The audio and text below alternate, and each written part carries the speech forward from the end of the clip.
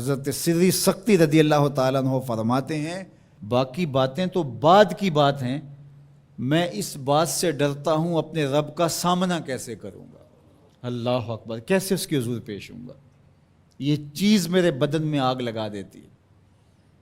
احکم الحاکمین کا دربار ہو تو کیسے اس کے روبرو میں حاضر ہوں گا۔ اور حضرت اقبال 2 قدم آگے بڑھ کے ایک جملہ بولنے لگے، کہتے ہیں لوگ اس بات سے ڈرتے ہیں کہ رب کا سامنا کیسے کریں گے، میں تو اس بات سے ڈرتا ہوں رسول اللہ کا سامنا کیسے کروں گا۔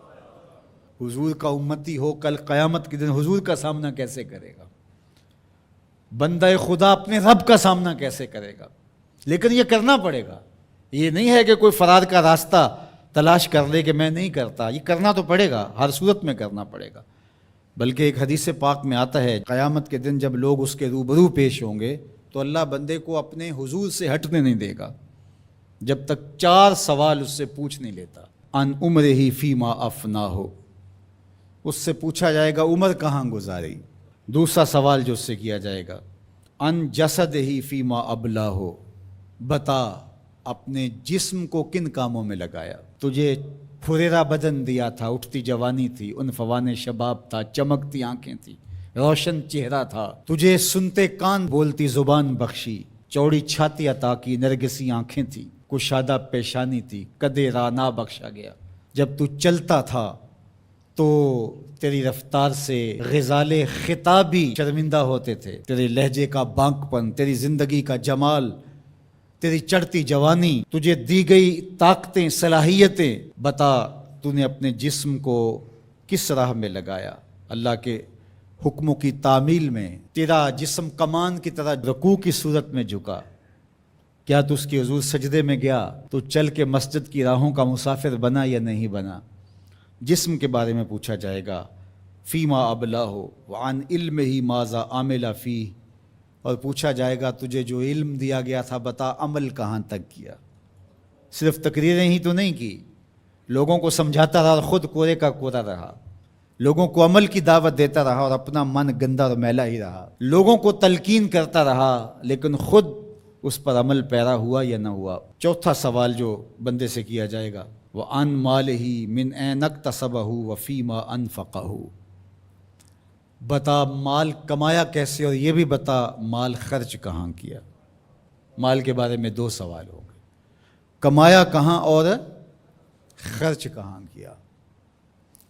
تو اللہ جل شانہ کا سامنا تو کرنا پڑے گا اور ایک وقت آنا ہے کہ تو اپنے رب سے ملاقات کرنی ہے۔ ارشاد فرمایا کہ اذا احب عبدی لقائی احببت لقاءہ وَإِذَا كَرِهَ لِقَائِي كَرِهْتُ لِقَاءَهُ، جب میرا بندہ مجھ سے ملنے کی چاہت رکھتا ہے تو میں بھی اس سے ملنے کی چاہت رکھتا ہوں۔ پھر وہ ملاقات تو پھر زندگی کی آرزو ہے کہ میں اس کے حضور جاؤں، لیکن اچھے اعمال کا ذخیرہ ہوگا تو پھر ملنے کی آرزویں ہوں گی، گناہوں کا بوجھ ہو تو پھر ملنے کی تمنائیں نہیں ہوتی۔ جو اشتہاری ہوتے ہیں وہ تو شہر سے گریز کر کے پردے میں گزرتے ہیں، تھانے کے آگے سے کیسے گزریں گے؟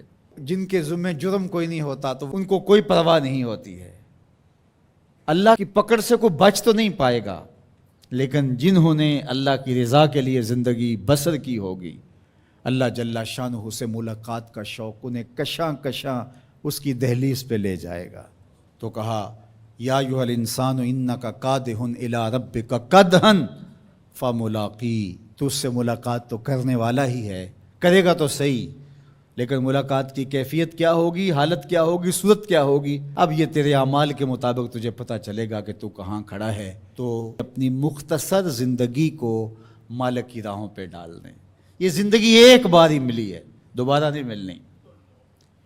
یہ اس وقت ڈاڈا پچھتاوا ہوگا، لوگ کہیں گے یا اللہ ایک بار بھیج دے بس، اب تو آنکھوں سے سب کچھ دیکھ لیا، دوبارہ تو سر سجدے سے نہیں اٹھائیں گے۔ کہا تجھے بھیجا تھا، پیغمبر بھی بھیجے تھے، کتابیں بھی اتاری تھیں، روز مرتے ہوئے لوگ تیرے سامنے تھے، اٹھتے ہوئے جنازے تیرے سامنے تھے، پھیلے ہوئے قبرستان، ڈوبتا ہوا سورج، یہ عارضی دنیا کے کتنے نقشے تمہیں دکھائے لیکن تو پھر بھی نہ مانا، اب دوسرا موقع نہیں ہے۔ یقول یا لیتنی قدمت لحیاتی۔